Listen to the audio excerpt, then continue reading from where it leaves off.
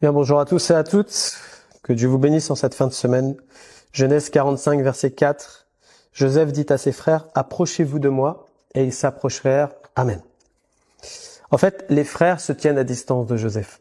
Ils viennent juste de reconnaître bien qui il est. Ils voient qu'il est premier ministre et qu'en fait, leur avenir est entre ses mains et que lui, il peut décider à l'instant même de tous les jeter en prison, vu le rejet qu'il a subi de leur part, comment il a été vendu et comment il a souffert de ce qu'ils ont fait. Mais le cœur de Joseph n'est pas comme celui-là. C'est un cœur qui a déjà pardonné, en fait, avant même qu'il voie ses frères, et il les aime profondément. Et il reconnaît dans tout cela que c'est pas seulement parce qu'ils ont fait ça que les choses sont arrivées, c'est parce que Dieu avait son plan derrière tout cela et qu'il a permis que ça arrive. Donc en fait, son cœur a été complètement renouvelé, restauré dans ses sentiments envers ses frères. Et c'est lui-même qui va les inviter en disant « Mais approchez-vous de moi ». Ils ont cette crainte, cette honte, cette peur. Et parfois, on peut être dans la même disposition de cœur que les frères là, qui ont péché, qui ont fauté, qui ont fait du mal à leurs frères. Et peut-être aujourd'hui c'est ton problème et que tu as du mal de t'approcher de Dieu dans la liberté, dans la prière, simplement et bien dans la reconnaissance, dans un temps avec ton Père parce que ton Père t'invite dans le lieu secret et que tu as du mal à y entrer. Et on va voir aujourd'hui bien quelques sources qui nous empêchent de vouloir être dans cette liberté, de vivre notre relation librement avec Dieu. Déjà premièrement, le cœur de Jésus-Christ n'a pas changé. Ce qu'il a fait quand il est venu sur terre, c'est le même depuis qu'il est au ciel. Et c'est celui qui a tout accompli et qui nous aime continuellement. On voit dans Matthieu chapitre 9, versets 10 à 13, que Jésus était à table dans une maison. Et voici beaucoup de publicains et de gens de mauvaise vie vinrent se mettre à table avec lui et avec ses disciples. Donc déjà, on voit que à l'époque, Jésus-Christ, pourtant, c'était des gens pécheurs autour de lui qu'on rejetait de la société, qu'on ne voulait même pas approcher ni toucher. Eux-mêmes, ils venaient manger à la table de Jésus-Christ, à la table du roi des rois, à la table du Fils du Dieu vivant. C'est étonnant de voir que Jésus-Christ se laissait approcher par des pécheurs. Pourquoi ? Parce qu'il était doux et humble de cœur et qu'il lui-même les invitait à sa table. Et il prenait plaisir à discuter avec eux, à échanger avec eux. On n'a pas leurs échanges, mais on sait qu'il a déposé dans leur cœur des paroles de vérité, des paroles de guérison, des paroles de pardon, qui sont sûrement venues libérer et restaurer toutes ces vies qui étaient à sa table. Ça devait être extraordinaire d'entendre et de voir des vies qui passaient du tout au tout en entendant la parole de Jésus-Christ. Mais ça dérangeait beaucoup. Parce que les pharisiens virent cela, nous dit les Écritures, et ils dirent à ses disciples, « Pourquoi votre maître mange-t-il avec des publicains et des gens de mauvaise vie ?»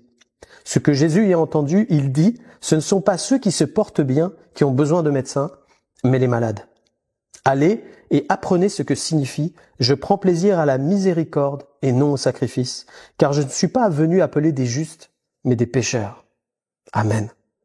Et là, on voit tout le cœur de Jésus-Christ, le cœur du Père qui est là, de me dire, moi, je vous appelle. C'est moi qui vous appelle. Je viens vous chercher. C'est moi qui fais l'effort.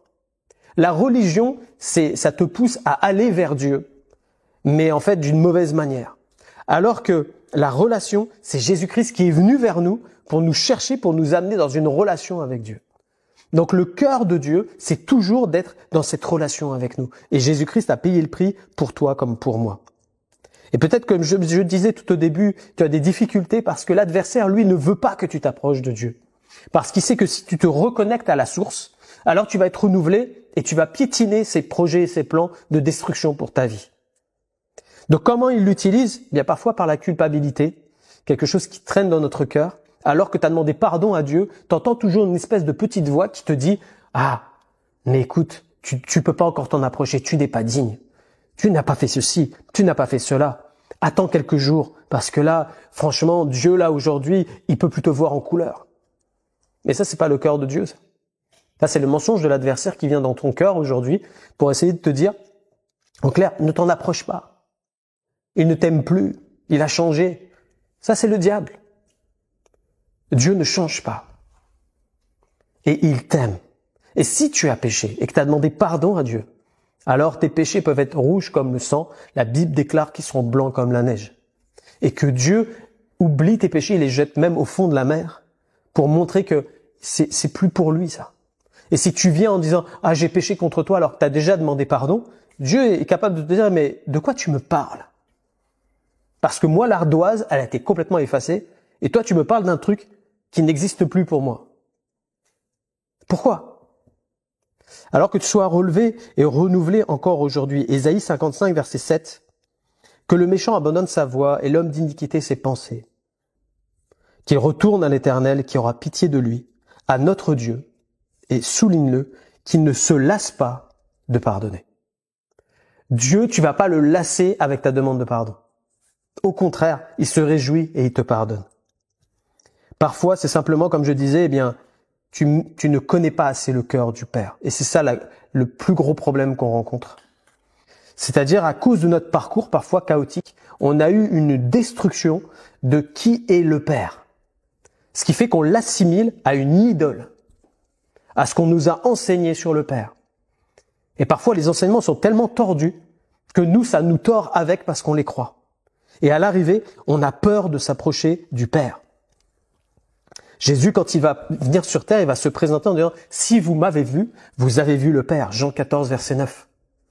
Quand on regarde Jésus-Christ, et comme je disais tout au début, lui qui mange avec les gens de mauvaise vie, alors qu'il n'était pas encore sauvé, toi qui es enfant de Dieu, pourquoi? Il te refoulerait de sa table quand tu t'approches de lui. Pourquoi? Il te mettrait à l'écart.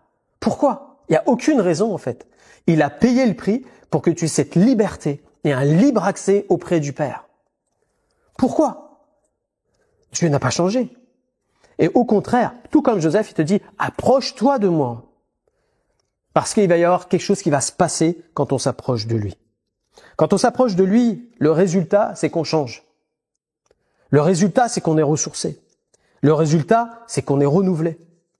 Le résultat, c'est que même si on est au fond d'un trou, le Seigneur nous sort de là. Qu'il est bon de venir dans la présence de Dieu. C'est comme cette femme, qui est venue une fois pour répandre, du parfum sur Jésus-Christ dans une maison. Et puis que la Bible dit qu'elle a même essuyé avec ses cheveux, etc. Et elle venait simplement chercher la grâce de Dieu. Et Jésus-Christ l'a laissé faire. Elle a été complètement graciée dans l'histoire. Dans Luc 7, verset 39, celui qui n'a pas été changé, c'est celui qui a reçu Jésus dans sa maison. Pourquoi? Parce qu'il est resté dans ses plans religieux, dans sa méconnaissance de Dieu. La Bible nous dit, le pharisien qui l'avait invité, voyant cela, dit en lui-même, si cet homme était prophète, il connaîtrait qui et de quelle espèce est la femme qui le touche. Il connaîtrait que c'est une pécheresse. Cet homme-là, restait loin de Dieu alors qu'il était tout près de Jésus-Christ. Il n'a pas voulu saisir l'amour de Christ. Il n'a pas voulu saisir, qui était le Père. Lui, il est resté le même. Il n'a pas changé. Celle qui a été changée, c'est celle qui s'est approchée avec la foi. Alors que tu puisses t'en approcher aujourd'hui et que tu sois comme cette femme, à dire moi je viens parce que tu m'invites et je te loue parce que Seigneur tu as tout payé à la croix pour que j'ai cette liberté aujourd'hui de le faire. Marc 10, 49 et on va prier. C'est Jésus-Christ qui va appeler l'aveugle sur le chemin qui est en train de crier et il lui dit prends courage, lève-toi. Et il t'appelle. Les disciples vont dire à cet homme-là, il t'appelle. Et j'aimerais te dire de la part de Dieu, il t'appelle. Viens dans sa présence. N'hésite pas et viens au pied de ton Père parce qu'il va te bénir encore une fois. Que Dieu te bénisse. Merci Seigneur pour ta parole. Merci parce qu'encore aujourd'hui, tu nous invites grâce à Jésus-Christ à entrer dans ta présence. Merci pour la présence du Saint-Esprit qui ne nous quitte pas. Ah, Seigneur, nous sommes ta maison, ton habitation et nous sommes reconnaissants Seigneur de cette communion avec toi. Seigneur, tu nous invites chaque jour à venir à ta table. Seigneur, merci de libérer ceux et celles qui sont peut-être liés par la culpabilité ou qui ont une méconnaissance de ton cœur. Que tout cela soit éliminé, Seigneur mon Dieu, de leurs pensées et que tout ce qui est tordu soit redressé par ta parole. Merci de te faire connaître encore à leur cœur et qu'ils puissent être attachés à toi et vivre dans la liberté, Seigneur. Merci notre Dieu. Gloire à toi, Jésus. Amen. Que Dieu vous bénisse. On se retrouve la prochaine fois.